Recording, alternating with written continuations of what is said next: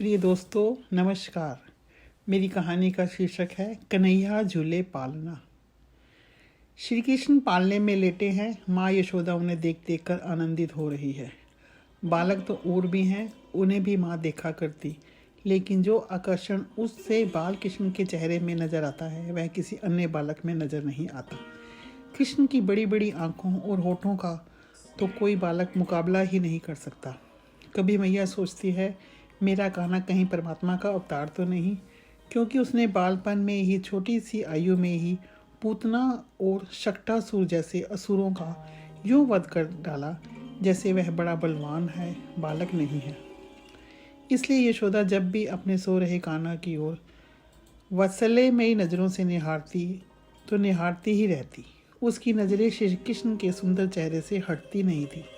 इसलिए जब कान्हा सो रहा था पालने में तो माँ उन्हें बारंबार देखती और मन ही मन खुश हो रही थी कि ऐसा बालक तो दुनिया भर में नहीं है। वह भाग्यशाली है कि उसे कान्हा जैसा बालक मिला, जिसे अपनी गोद में बैठाकर सभी अपने आप को धन्य मानते हैं। यशोदा सोचती कब कान्हा उठे और वह उसे स्तनपान कराए। कोई भी माँ अपने बेटे को स्तनपान कराना अपना सौभाग्य मानती है। यशोदा भी तो माँ थी।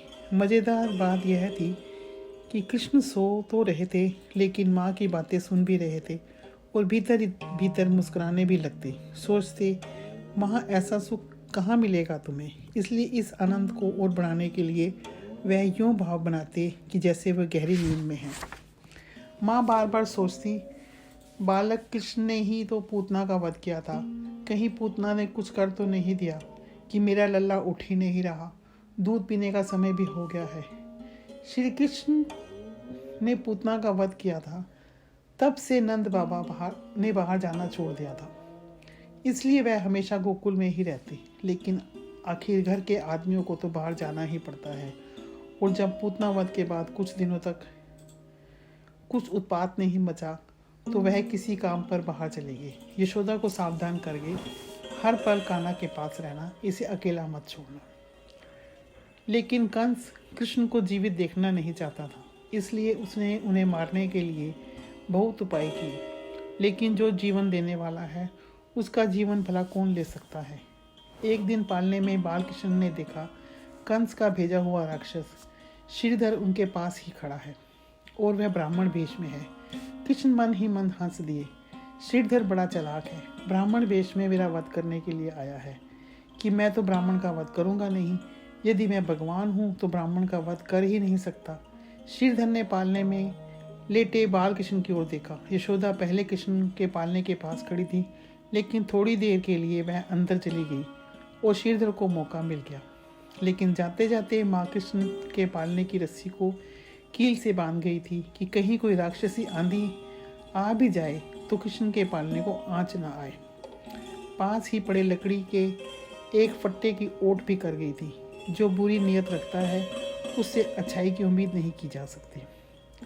श्रीधर तो आया ही श्री कृष्ण का वध करने के लिए था, लेकिन श्री कृष्ण को श्रीधर पर दया आई। सोचने लगे, आया तो मेरा वध करने के लिए है, लेकिन ये ब्राह्मण वेश में है और ब्राह्मण का मैं वध नहीं कर सकता। फिर भी उन्हें श्रीधर का कल्याण करने की ठान ली।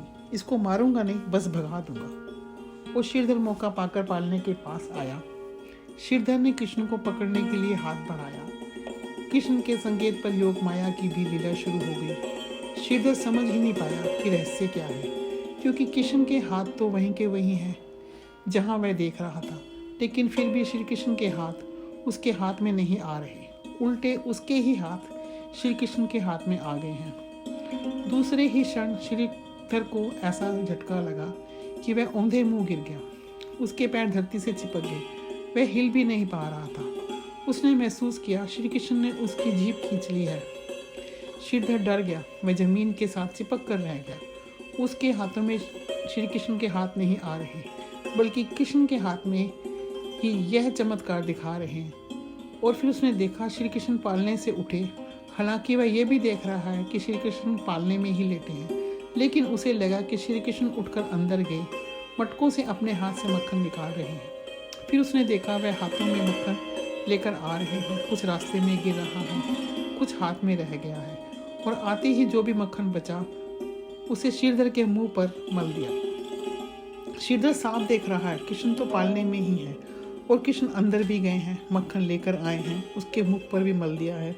लेकिन कृष्ण के हाथ तो बिल्कुल साफ हैं, उसके हाथों में तो मामूली सा मक्खन भी नहीं लगा।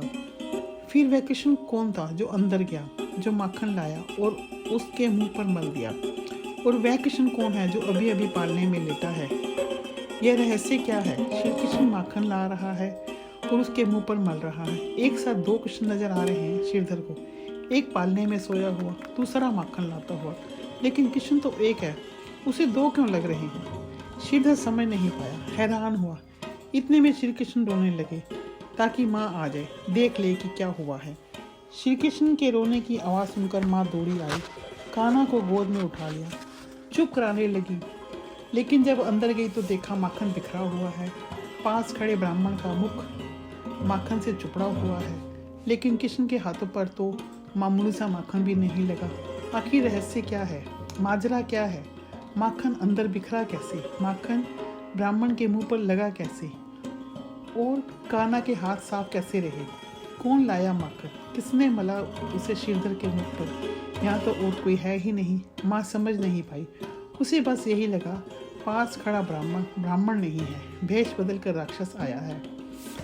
यशोदा ने सेवकों को आदेश दिया कि इस ब्राह्मण को ब्रज की सीमाओं से बाहर छोड़ाओ, कहीं यह कोई उत्पात न मचा दे। और यशोदा अपने कान्हा का मुख चूमती चूमती उसे अपने सीने से यूं चिपकाए अंदर भागी कि कहीं उसके कृष्ण को उससे कोई छीन न ले। जय श्री कृष्ण।